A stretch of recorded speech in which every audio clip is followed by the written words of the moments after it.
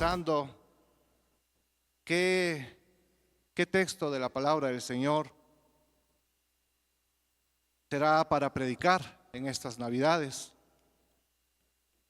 Y se me vino un texto que no tiene que ver con la Navidad, pero ustedes ya van a entender conforme avanza la prédica.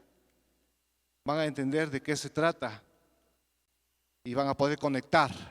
Desde ya les digo que aparentemente no es un texto navideño, por si acaso, para que no se asusten. No es que el pastor perdió los apuntes de la predicación navideña, justo el 21, sino que tiene que ver con algo que va a venir más adelante, ¿no? Es un texto introductorio. Entonces, les voy a pedir que todos busquemos en Jueces, capítulo 6, versículo 12 al 16. Vamos a ir a Jueces. Si es que se le complica un poco encontrar, no se preocupe, puede buscar en el índice también, ¿dónde estará Jueces? Puede buscar en el índice. Lo importante es que todos tengamos el texto bíblico. Jueces 6, 12.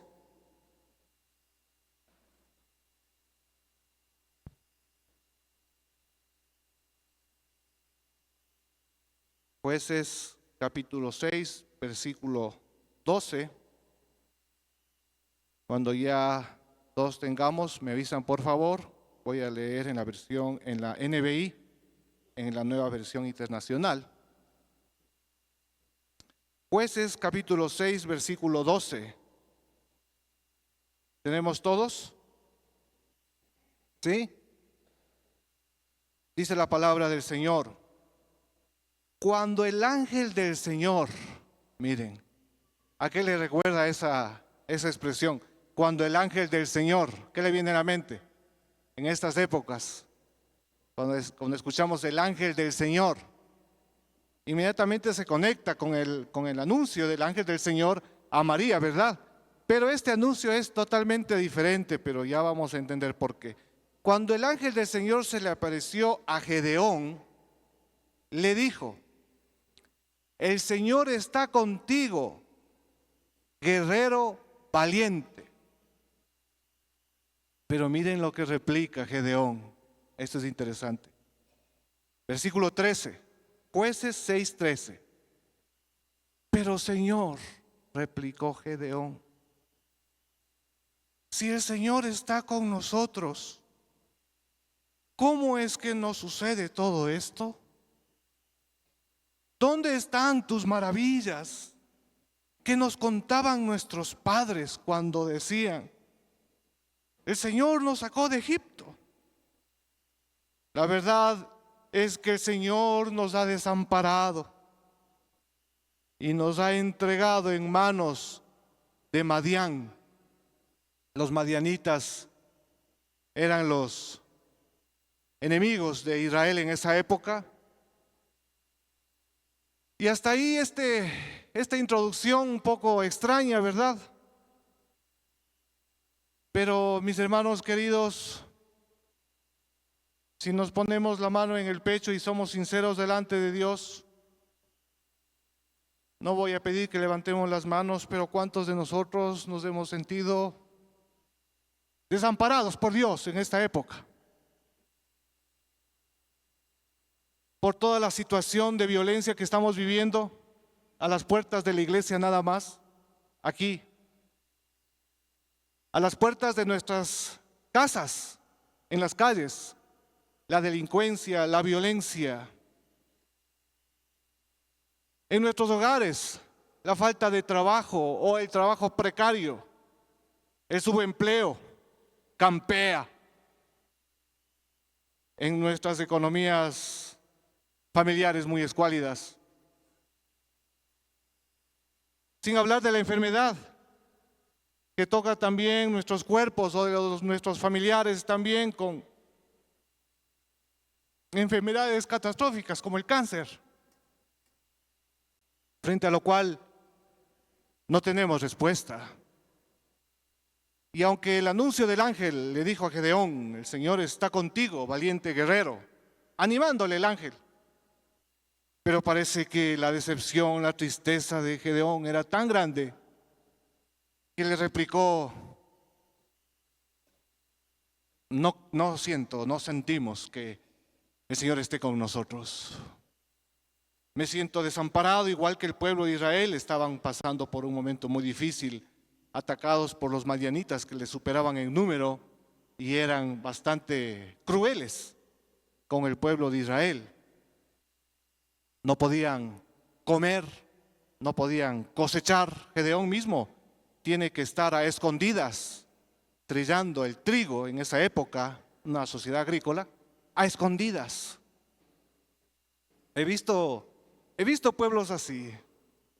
He visto personas que trabajan a escondidas por temor a que de pronto vengan y les quiten sus cosas que están vendiendo en las calles y están con el teléfono pendiente. Hermanos de la iglesia que venden, tienen un puestito en la calle, pues si están conectados por el teléfono y alguien les avisa y les dicen: guarden todo, que vienen a hacer una redada y tienen que irse. Y no es que esté en contra del orden de la ciudad, pero también ciertamente el hambre es bastante grande y la necesidad de trabajo también bastante grande, y no hay suficiente trabajo, como sabemos, y la gente pues ve cómo puede, cómo subsistir vendiendo alguna cosa en la calle. Hermanos de aquí de la iglesia, algo parecido estaban, y mucho peor, el pueblo de Israel en esa época, azotados por los madianitas. ¿Y cuál es la respuesta para cuando nos sentimos desamparados por el Señor? ¿Dónde está la solución? En la palabra de Dios. Así es que ahora sí vamos a nuestro texto principal, que está en Isaías capítulo 9, desde el versículo 1. Ahora sí vamos a Isaías.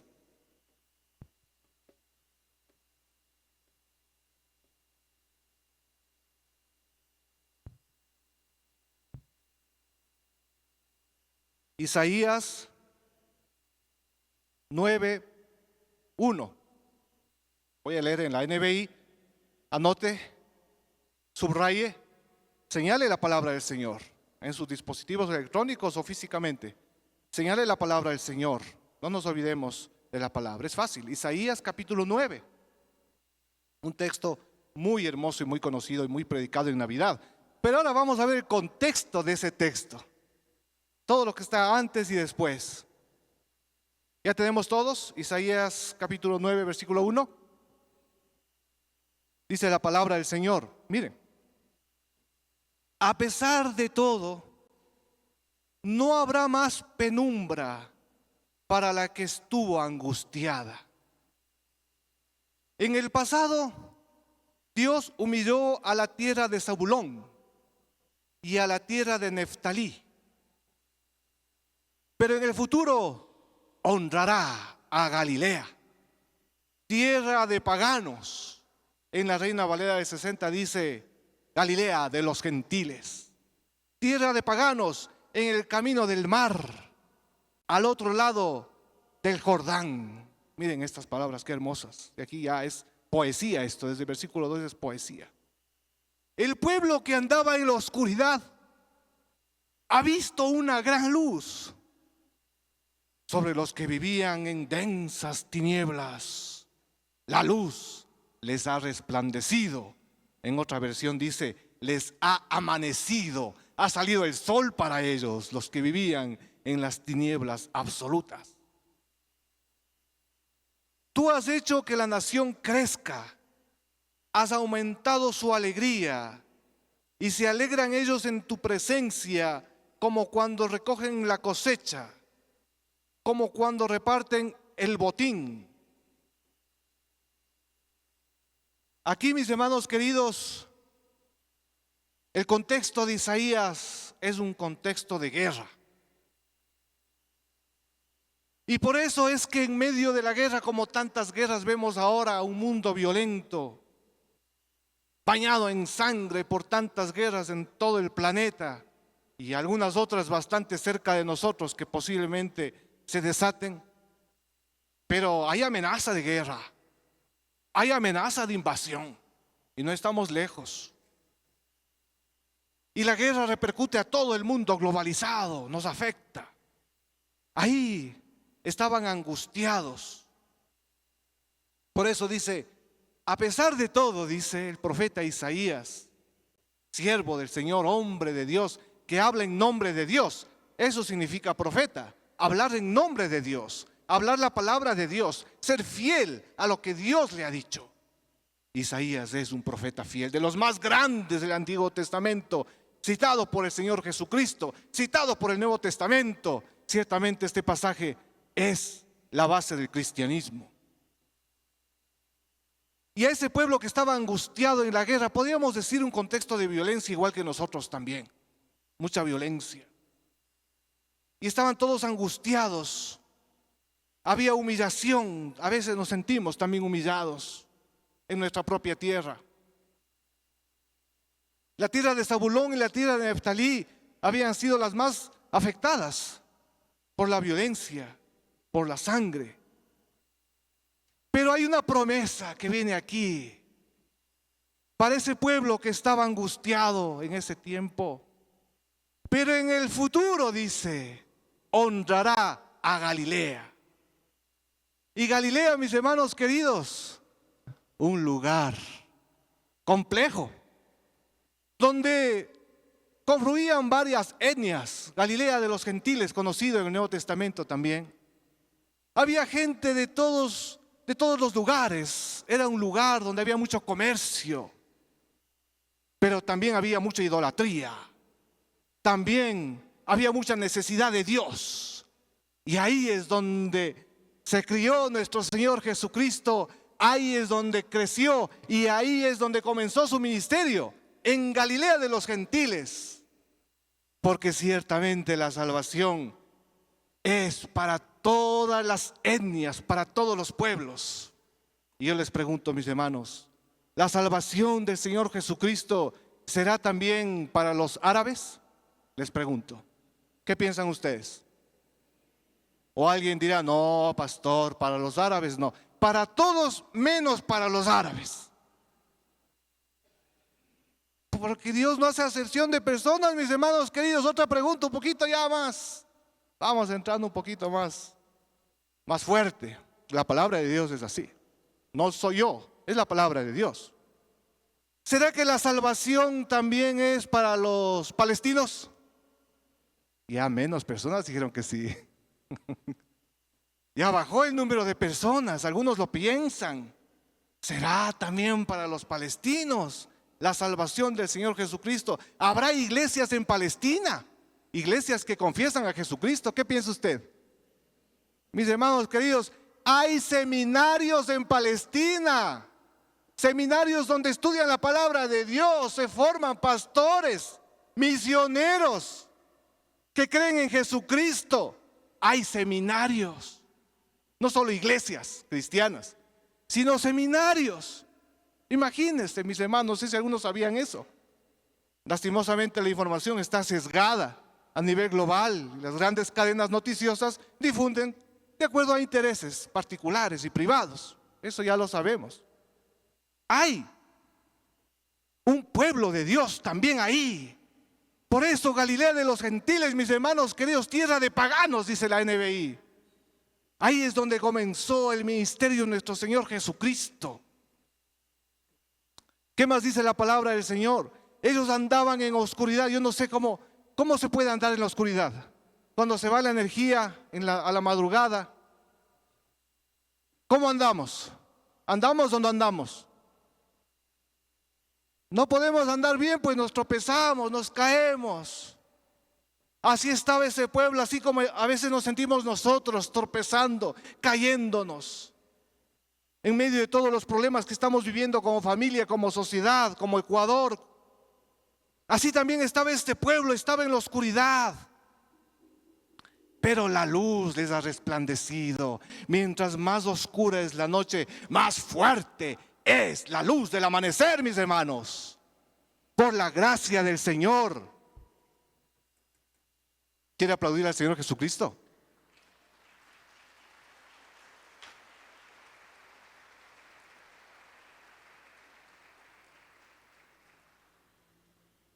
Así me da tiempito para tomar un poquito de agua, hermanos. Muchas gracias. ¿Qué más dice la palabra? No solo eso, sino que versículo 3, has hecho que la nación crezca, has aumentado su alegría, y se alegran ellos en tu presencia como cuando recogen la cosecha, como cuando se reparten el botín. En una sociedad agrícola como en ese tiempo, mis hermanos queridos, uno de los eventos más importantes, que era una fiesta de todo ese pueblo, ¿cuáles eran? Era el tiempo de la cosecha. ¡Qué bendición! Porque si la gente cosechaba, ¿qué pasaba? Comía. Y si la gente comía, sustentaba a su familia. Y si no había cosecha, ¿qué pasaba? La gente se moría del hambre, mis hermanos, literalmente. Ahora, claro, muchos siglos después, no entendemos esta figura de alegría, de gozo. ¿Qué podríamos decir ahora? Como cuando le pagan el sueldo. ¿Qué pasa cuando le pagan el sueldo? Cuando le pagan el sueldo a tiempo. A tiempo. ¿Qué pasa cuando se atrasan en el sueldo? Sabe que no le vamos a pagar la quincena, ni siquiera a fin de mes. El próximo mes tal vez le paguemos. Espérenos nomás un mesecito más. Pero mis hermanos queridos, la familia no espera. ¿Cómo le decimos a la familia? Esperen un mesecito más para comer, porque en el trabajo me van a pagar atrasado, un mes atrasado. Ahí ya me van a pagar, claro, de 2 meses, pero hasta mientras, ¿qué hace usted? ¿Qué hacemos? Toca pedir prestado, aunque sea, pues, mis hermanos. Saben que según las estadísticas, en el Ecuador hay un gran endeudamiento en tarjetas de crédito, pero ¿sabe qué? No son para productos suntuarios de lujo. ¿Saben qué se está endeudando la gente con tarjetas de crédito? Para comer, mis hermanos. Están endeudándose para comer y están pagando a 3 meses y a 6 meses para hacer las compras en el supermercado. Esa es la realidad, lastimosamente. Pero podríamos decir, cuando nos pagan a tiempo, nos pagan completo, hay alegría. Así dice el Señor, que va a traer alegría, como cuando reparten el botín. En ese tiempo, cuando estaba una nación amenazada de ser eliminada, aniquilada por otro pueblo, por la guerra, pero cuando había victoria, se repartían las riquezas del botín. Y entonces había también alegría, había gozo, no solo por las cosas materiales que se estaban repartiendo, sino porque se habían salvado, se había salvado la vida. Ya no estaban amenazados de muerte, habían vencido, habían ganado. Esa es la imagen aquí. Versículo 4. Ciertamente tú has quebrado como en la derrota de Madián. ¿Se acuerda de Madián? ¿Dónde leímos Madián? ¿Sí está pendiente? ¿Me está siguiendo? En el texto de Jueces, en la introducción de este mensaje, ya vimos a los madianitas y a Madián. Miren, ciertamente tú has quebrado como en la derrota de Madián. ¿Qué dice? ¿Qué ha quebrado? ¿Qué dice la palabra? El yugo que los oprimía, la barra que pesaba sobre sus hombros, el bastón de mando que los subyugaba. ¿Por qué, mis hermanos? Porque a través de Gedeón, en ese pasaje que vimos, el Señor le dijo que busque solo 300 hombres. Y usted puede leer en Jueces más adelante. Solo con 300 hombres el Señor le dijo: vas a vencer a un ejército de decenas de miles de madianitas. ¿Para qué dijo el Señor eso? Para que cuando ganen no digan fue por nuestra propia fuerza, sino que fue el Señor el que nos dio la victoria. Amén. Gloria al Señor.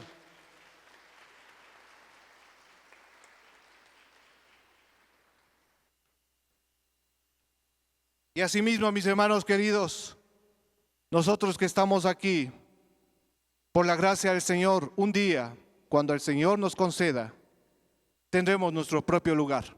Amén.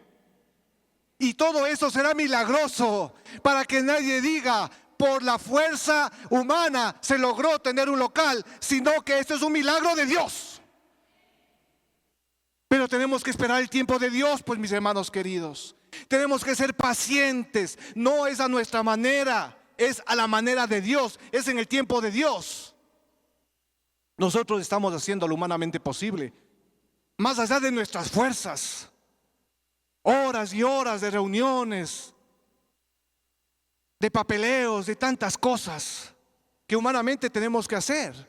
Estamos tratando de hacer nuestra parte lo más que podemos. A veces sin tiempo, pero igual sacando tiempo de donde no hay, para poder ser diligentes en lo que el Señor nos ha dado. Pero ya lo que sale de nuestras manos, mis hermanos queridos, es obra del Señor, es un milagro del Señor. Y será en el tiempo del Señor y a la manera de Dios. Amén. ¿Tiene fe usted en eso? Tenemos fe en eso, mis hermanos. Miren lo que dice la palabra del versículo 5. Todas las botas guerreras que resonaron en la batalla y toda la ropa teñida de sangre serán arrojadas al fuego, serán consumidas por las llamas. ¿Qué significa este texto, mis hermanos queridos? Igual, en medio de un contexto de violencia y de guerra, las botas guerreras, que son instrumentos de la batalla, la ropa teñida en sangre, las capas, dice en otro texto, van a ser combustible para el fuego. En esa época, hacer una fogata en medio del frío era sinónimo de vida. En esa época, hacer una fogata en medio del frío de la noche, de las temperaturas que bajaban mucho, y para cocer los alimentos también hacían una fogata. Era sinónimo de vida el fuego. Entonces ya no va a haber, ya no van a ser más usados los instrumentos de la guerra y de la violencia para la maldad, sino que esos instrumentos van a ser transformados en combustible para la vida. Combustible que calienta, combustible que da esperanza, combustible que da luz en medio de la oscuridad. Eso lo va a hacer el Señor por su gracia y misericordia. Amén. Continuemos con la palabra del Señor. ¿Dónde nos habíamos quedado, mis hermanos? ¿Sí me están siguiendo? ¿O ya nos quedamos tan embelesados con esos cánticos angelicales que ya nos fuimos elevando al cielo por poco, verdad? Y ya la palabra del Señor se quedó ahí en la tierra, porque realmente sentimos un poco de lo que en los cielos está sucediendo, no solo hace muchos años, sino hoy en día, porque los ángeles cantan al Señor, santo, santo, santo. La tierra está llena de su gloria, día y noche alaban los serafines, los querubines, nunca se cansan de alabar al Señor. ¿Dónde nos quedamos? Isaías 9, versículo, ¿cuál nos toca? Versículo 4, dicen los hermanos. ¿Cuál será? Ya veo quiénes han estado ahí, se han quedado en el sueño de los pastores algunos hermanos. Versículo 6, Isaías 9:6. Miren, porque nos ha nacido un niño, se nos ha concedido un hijo, la soberanía reposará sobre sus hombros, y se le darán estos nombres, que son títulos: Consejero admirable, Dios fuerte, Padre eterno, Príncipe de paz. Se extenderán su soberanía y su paz no tendrá fin. Gobernará sobre el trono de David y sobre su reino, para establecerlo y sostenerlo con justicia y rectitud, desde ahora y para siempre.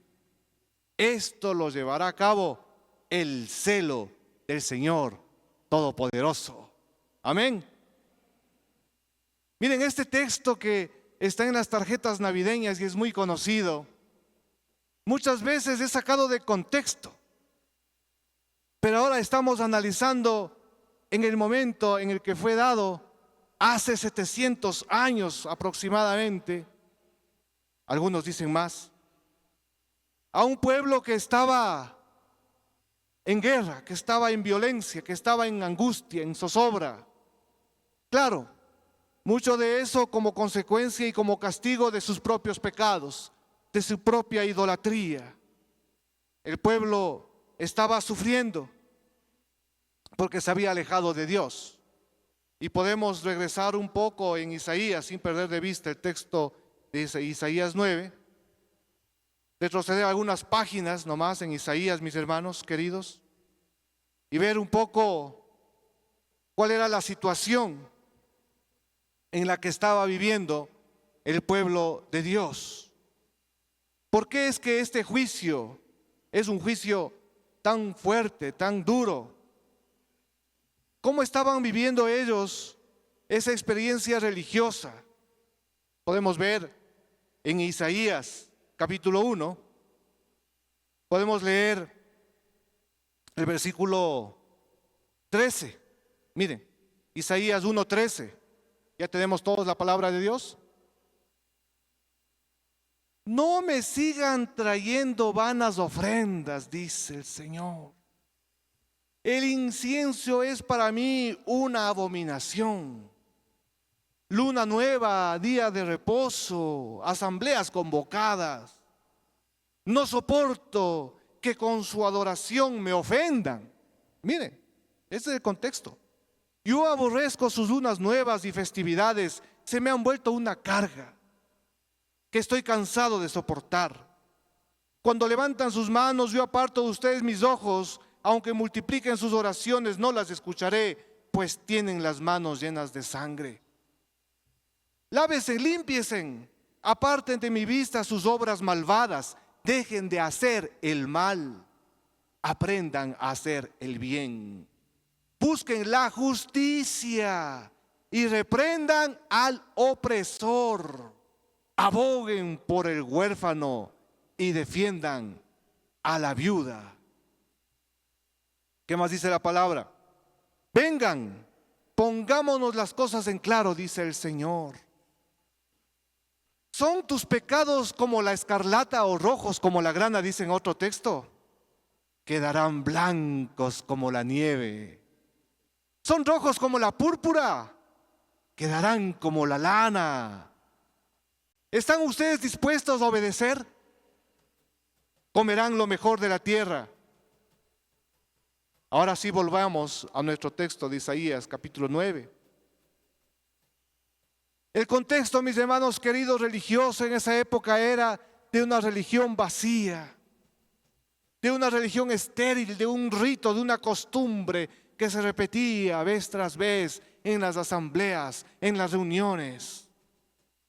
Y lastimosamente hoy en día podemos decir que a nivel global, a nivel general, la iglesia también, la iglesia cristiana hoy en día también puede haber caído en un letargo litúrgico, en una serie interminable de asambleas y asambleas y reuniones y reuniones.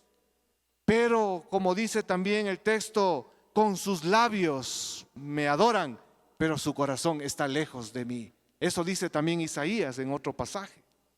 Y Jesús lo citó frente a los escribas, frente a los fariseos. En ese contexto, el Señor da una promesa de esperanza, de un niño, de un hijo, pero es de linaje real. No es cualquier niño, no es cualquier hijo. Porque la soberanía reposará sobre sus hombros. Y tiene títulos. Tiene títulos concedidos solo a Él. ¿Para qué? Para gobernar. Por eso es consejero admirable, porque para gobernar necesita sabiduría. Un consejero es una persona sabia que van a pedirle consejo y tiene la palabra acertada en el momento oportuno. Necesita sabiduría para gobernar, sabiduría para cumplir el plan de Dios. Y así lo hizo el Señor Jesucristo cuando vino. El Señor Jesucristo no vino sin un plan, no vino a improvisar. El Señor Jesucristo vino con un plan claro de, primero, encarnarse y segundo, caminar en medio de nosotros. Sentir lo que tú sientes en carne propia porque se hizo carne, se hizo hombre. Pero hizo más, también murió por nosotros, Él sabía que tenía que morir. Él sabía que iba a llegar un momento en el que tenía que derramar su sangre justa, su sangre del Santo de Dios, por nosotros, los pecadores. Dios fuerte, Padre eterno, es un título que se le daba a la realeza en ese tiempo también. Por eso usted sí ha escuchado cuando el nuevo rey se siente en su cargo, en su trono. ¿Qué dicen? ¿Cuál es la expresión que dicen? ¿Qué dicen? ¡Que viva el rey! ¡Que viva eternamente el rey! ¡Larga vida al rey! Esa es una expresión típica de los reyes de esa época. Por eso dice Padre eterno. Pero esto sí es verdadera eternidad, porque los reyes humanos y los gobiernos humanos y los políticos humanos pasarán. Pero este rey no pasará, porque es eterno. Cielo y tierra pasará, pero su palabra no pasará. Amén.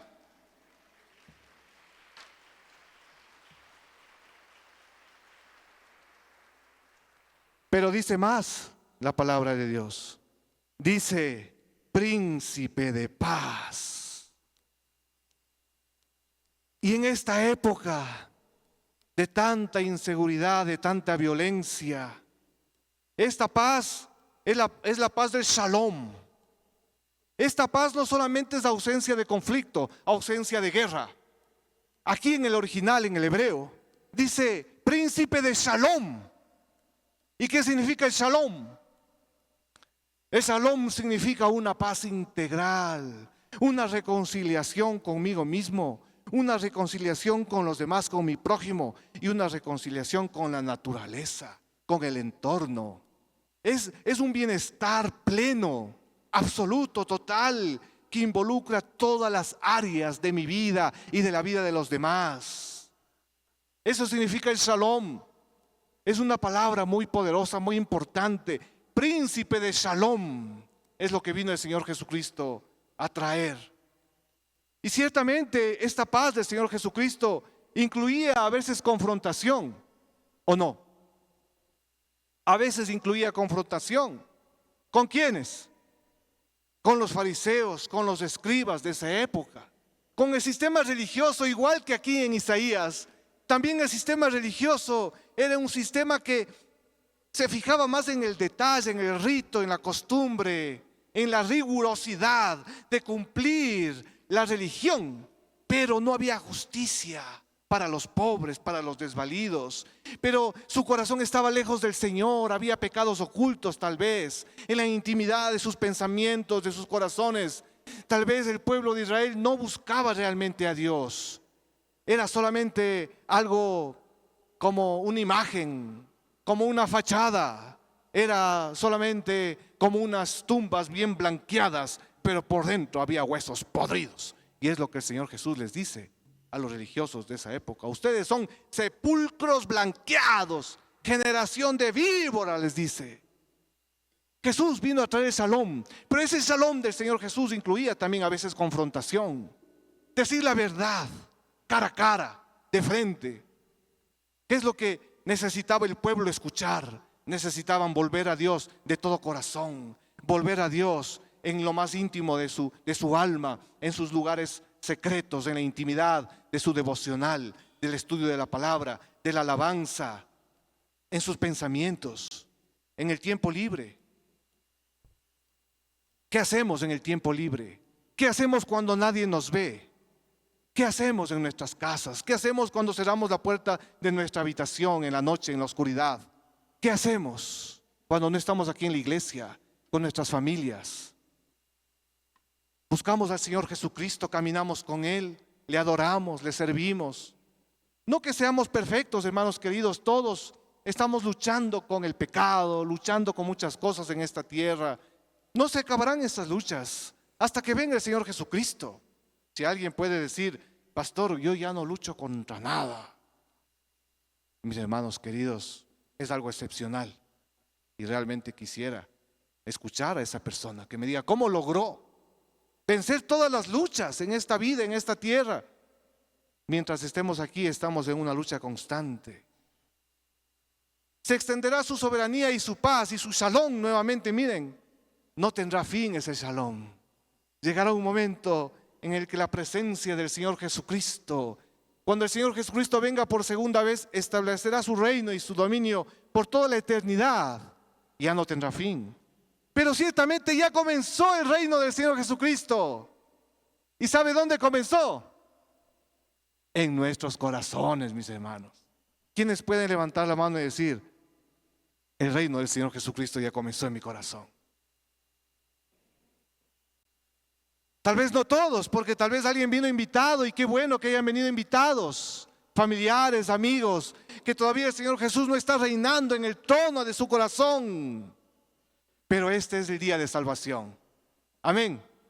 Hoy es el día de salvación. Hoy el Espíritu Santo del Señor Jesucristo se está paseando por en medio de nosotros. Está caminando su Espíritu Santo en medio de nosotros. Porque el Señor Jesús dijo, no les dejaré huérfanos. ¿Qué dijo? Vendré a vosotros. No se quedarán solos. Mi Espíritu se quedará con ustedes.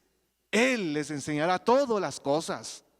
Es el Espíritu Santo de Dios el que nos enseña todas las cosas. Por Él adoramos al Señor, por Él le obedecemos al Señor. Y Él también se entristece cuando pecamos. Él también se entristece cuando nos alejamos de Dios. Él también se entristece cuando solo venimos a la iglesia. Y está bien venir a la iglesia, pero cuando solo venimos a la iglesia, pero en la intimidad de nuestros pensamientos, de nuestro corazón, en nuestras casas, donde nadie nos ve, nos alejamos del Señor. Por lo que estamos viendo, por lo que estamos escuchando, por lo que estamos hablando. Porque tal vez la ira llena nuestros corazones. Porque tal vez estamos en el pecado y estamos con hábitos pecaminosos. Porque tal vez sentimos que estamos lejos de Dios en el transcurso de la semana, pero cuando venimos el domingo nos acercamos al Señor. Pero hay una buena noticia. El Señor Jesús está siempre contigo. El Espíritu Santo de Dios está siempre contigo. Aun cuando nosotros, por nuestro pecado, hacemos que el Espíritu de Dios se entristezca en nuestros corazones. Pero el Espíritu Santo de Dios no se va, porque es la garantía, es el anticipo de la eternidad. Como cuando usted va a arrendar y quiere que le separen ese departamento. Y le dicen, y usted le dice, si quiere yo le dejo una garantía, si quiere yo le dejo un anticipo.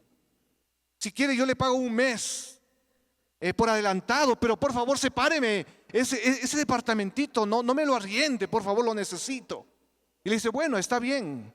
Y le hace firmar un recibo y usted se va tranquilo, porque aunque usted se va a pasar la semana que viene, usted sabe que no le van a ocupar ese departamento, es suyo. Usted va a ir a arrendar ese departamento. Asimismo, el Señor nos ha dado su Espíritu Santo como garantía de la eternidad. Un anticipo, un adelanto, para que usted sepa y todos sepamos que ni la muerte, ni los problemas, ni las tribulaciones, ni nada en este mundo nos podrá separar del amor de Dios en Cristo Jesús. Amén.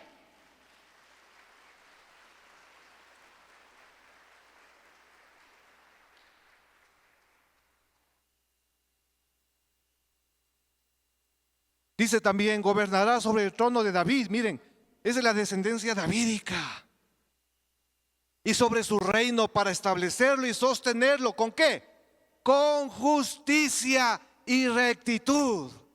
Ay, mis hermanos, cuánto anhelamos justicia en estos días. Cuánto anhelamos rectitud en estos días. Alguien desaparece, un joven desaparece. Y después le encuentran que ha fallecido, encuentran su cadáver, estaba desaparecido y después le encuentran su cadáver, un joven. Y la familia quiere respuestas. Esto pasó hace poco nada más. Y la familia quiere respuestas. ¿Qué pasó con mi hijo? Dicen. Él estaba vivo y resulta que ahora está muerto. La justicia, la rectitud, cómo escasea en estos tiempos. Pero el gobierno del Señor Jesucristo, que ya comenzó en nuestros corazones, es justo, es recto, mis hermanos queridos. No acepta sobornos, no acepta coimas. Es recto, es justo. Desde ahora y para siempre. Esto lo llevará a cabo el celo del Señor Todopoderoso. Y esta palabra, el celo del Señor, Es una palabra interesantísima, mis hermanos queridos. El Señor Jesucristo, ya cuando estuvo aquí en la tierra y entró al templo y vio que habían hecho un mercado ahí en el templo, ¿qué dijo el Señor Jesucristo? ¿Recuerda ese pasaje? Cuando botó a las mesas de los cambistas con un látigo, fue algo violento realmente, bastante fuerte, y tumbó las mesas y con el látigo desbarató todo. ¿Qué dijo? El celo por tu casa, ¿qué cosa? Me consume. Ese es el celo del Señor. Es algo que le consume al Señor. Aquí el Señor está usando una imagen de emociones humanas. Tristemente, los celos humanos son muy destructivos y causan muchas desgracias. Hemos escuchado crímenes, lastimosamente, femicidios, fruto de los celos, tristemente, en nuestra sociedad injusta. Porque el que está invadido por los celos no piensa, no calcula nada. Encuentra lo primero que ve por ahí, una arma, lo que sea, cualquier cosa se transforma en arma y descarga toda esa ira brutal contra su víctima. Porque está celoso, los celos le consumieron. Pero el celo del Señor, el celo de Dios, es diferente. Es un celo, es una emoción sagrada y santa que busca la justicia, que busca la rectitud. El Señor nos anhela celosamente, dice la palabra, porque el Señor no quiere que en tu corazón ni en mi corazón haya ídolos. El Señor no quiere que en el trono de nuestros corazones estén compartidos con ídolos, que puede ser la tecnología, que puede ser el dinero, que puede ser el placer, que puede ser cualquier persona, cualquier cosa que está ocupando el trono de Dios. El Señor nos anhela celosamente, dice la palabra, porque solo Él merece la honra y la gloria. Solo Él merece estar en el trono de nuestros corazones. Amén.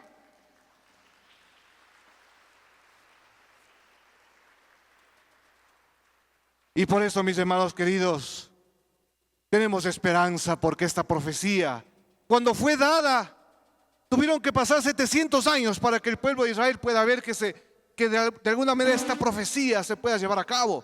Ellos no sabían cuándo iba a pasar, pero nosotros hoy en día ya hemos visto que el niño Jesucristo nació en medio de nosotros. No solo que nació, sino que creció. Y no solo que creció, sino que experimentó lo que nosotros experimentamos, porque fue tentado en todo, pero sin pecado, dice la palabra del Señor. Y también hemos visto su salvación eterna, su sacrificio una vez y para siempre por toda la humanidad, por todas las etnias, por todas las naciones, por los árabes, por los palestinos, por todo el mundo. Murió el Señor Jesucristo. Y hemos visto cumplir esta profecía. Y su Espíritu Santo ya vive en nosotros. Amén. Ahora lo que tenemos que avanzar es hacia la consumación de los tiempos, cuando ese reino, cuando el Señor Jesucristo venga por segunda vez y se establezca definitivamente el reino en toda la tierra. Pero hasta tanto, el Señor Jesús ya está en nuestros corazones, ya está transformando nuestras vidas, ya está el Señor Jesús a través de nosotros transformando la sociedad, ya está dando esperanza a los que no tienen esperanza. Porque nosotros somos la voz del Señor, nosotros somos los ojos del Señor, nosotros somos los pies del Señor, somos las manos del Señor. El Señor Jesús está vivo y nosotros somos sus instrumentos. Amén. Mis hermanos queridos, vamos a adorarle al Señor. Vamos a orar primero y nos vamos a poner de pie, por favor.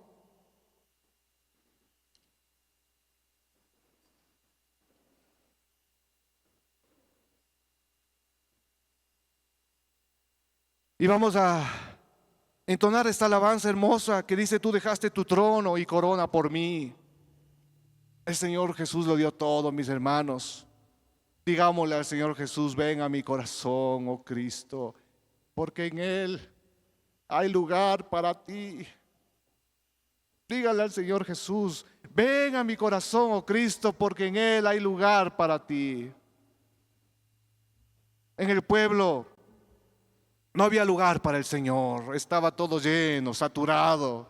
Como en estas épocas navideñas, todo está saturado, no hay lugar para el Señor. El comercio no da lugar para el Señor y el consumismo tampoco, y el materialismo peor.